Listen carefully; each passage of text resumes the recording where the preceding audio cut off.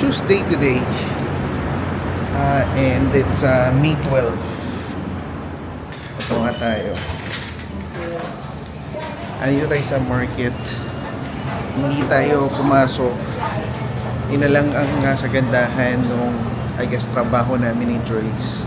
Meron kaming benefit na family sick leave. So, ibig sabihin, pwede kang mag-leave para mag-alaga ng bata. Kasi nga si Clark, may sakit, nagre-recover pa rin siya. And naisipan ni Joyce na i-take the opportunity na gamitin yung benefit. Si Cal din, medyo masama na rin yung pakiramdam. So we decided, both of us, nakapag-leave kami. And ito, bibili tayo ng pagkain, ng lunch para sa pamilya, para mabilis makarecover, di ba?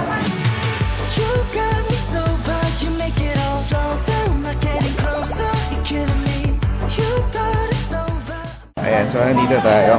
Ayan yung mga ulam nila dito. How much is this? May beef, may fish, may chicken, Sure. may veggie din. So, anong order mo? Hot. Okay. Ikaw. Ano kaya to? Ano kaya to? What is this? Is this chicken, pork?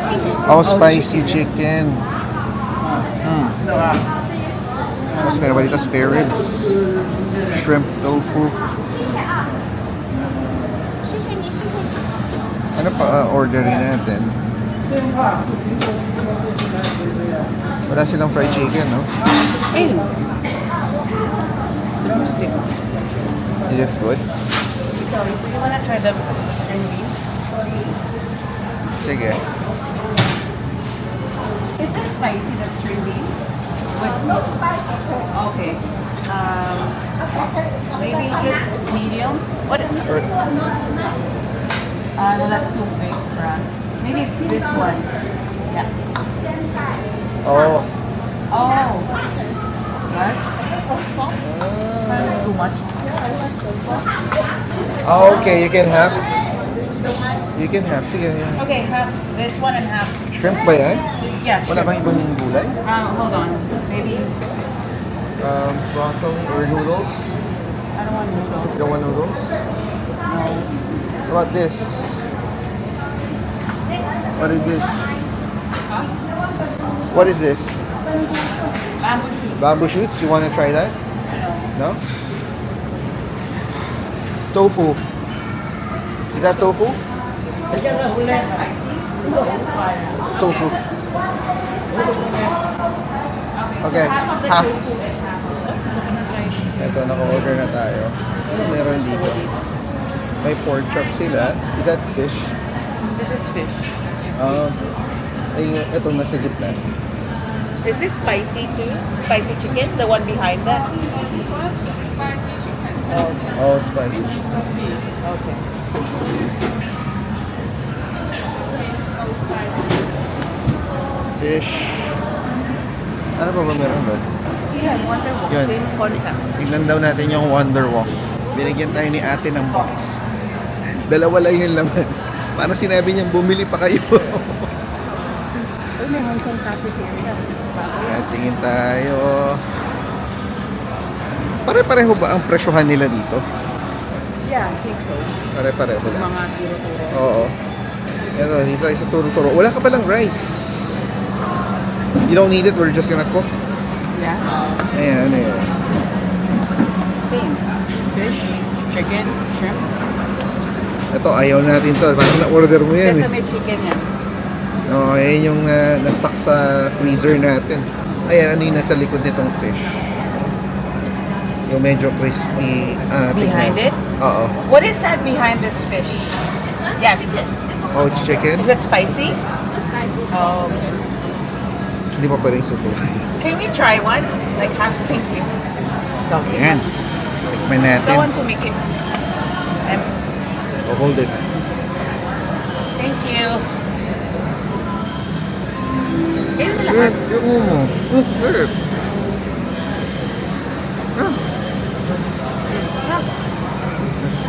Can I get a large, please? Maalat ah.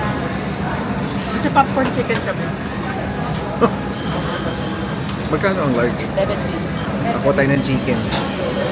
Hanggang dinner na rin pala daw. Eto, ano to? Fish na ba yan? Oo. Isda. Parang... Parang dilis? What fish is this? Oh, silverfish. Try it? No, I'm good. Thank Hey, you. can I try it? Oh, who wants it, right? Thank you. Thank you. You put this here so you can make the taste. Subo mo na lang ako. Ayan. Hindi ba sarap? Hindi ba yun? Pero maalat siya. Pero masarap. Masarap yun. Para siya ano yung ang tawag doon, yung inokoy na fish. Di ba ang mantika? Hindi. I don't want that. Can we buy a small? Ano, it comes in, ano daw? Parang one fish lang. Is that? Do you have a smaller size of that? Smaller this size. Yeah. $14 Of that. is 14 for this? This one 22. Oh, okay. So the small one is 14. Yes. 14, This can we get small? This one? Yes. $14 daw yung maliit na serving. Masarap siya. Parang okay. Thank you. Can you double check? Okay, thank you. Thank you. Ayan, all set. May lunch at dinner na tayo. So, hindi na tayo pupunta sa ano? Steve's Steve's. Oh, sabi mo, nag-iaya ka kasi, di ba? Punta tayo sa Steve's. Sige, tingnan natin. Kumanta niya, tulog na tayo. Feeling ko, mabibetchin kami. Mabibetchin tayo nito. Sa alat. Bukas na ba yung ano? Ano? Waffle place? Saan mo? Ay, yung baba. Yung egg waffle place pala. Sa baba. Ay, hindi ko alam. Can we check? Or maybe I'll do it online na lang para hindi ka na mahirapan. Sige. Friday, May 15. And long weekend po ngayon.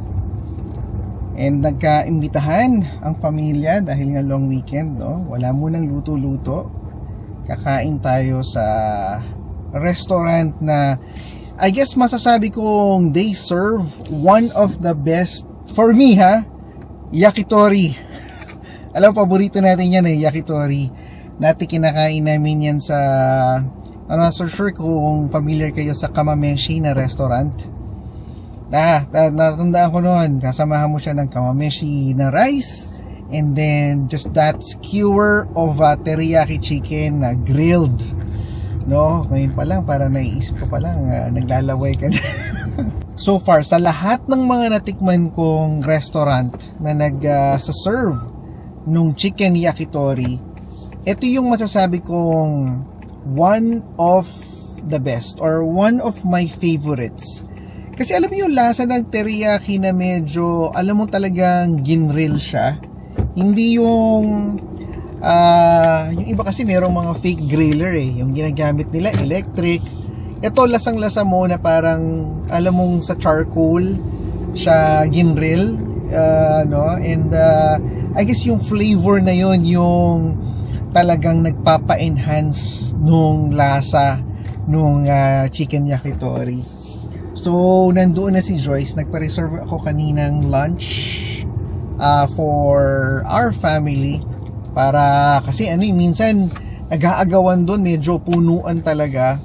Kaya, minabuti naming sigurado na, no, nagpa-reserve tayo ng table. Ang kinakain ko doon, papakita ko siguro sa inyo mamaya, no, sana papakita ko sa inyo yung mga itsura nung in-order natin. Isa pa sa mga kinakain ko doon is essentially yung kanilang agedashi tofu. At saka favorite ko din doon yung kanilang salad. Tinatawag na green salad. Yun, masarap yun. Lagi ko yung ino-order doon sa Sushi Lovers. Malapit lang siya doon sa office namin. Isa yan sa mga puntahan ng mga nagtatrabaho sa aming department. Not only in our department but in the organization itself. Isa yan sa mga puntahan kasi nga masarap at saka alam mo na pagka medyo nakakaluwag-luwag ka, 'di ba? Sweldo. Yan, madami nagpupunta diyan na mga empleyado Hopefully nga, sana wala akong makitang empleyado ngayon. Para makapag-vlog tayo ng maayos.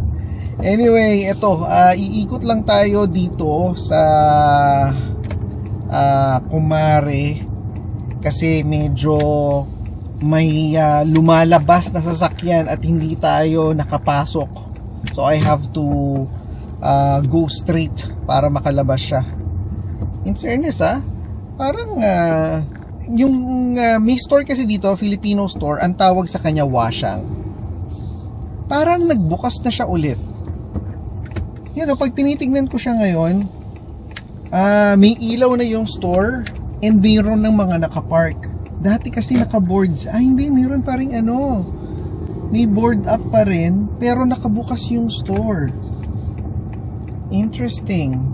Baka temporarily open sila or nag-uubos ng stocks. Kasi alam ko yung building na yan, kung nasan yung Kumare, parang due sila to be renovated. Alam mo na, they're gonna make it like a condo type building ulit. And of course, gagawin nilang retail sa baba. So, ang isang nagustuhan ko dito kanina, kasi, dilim kanina kasi umuulan.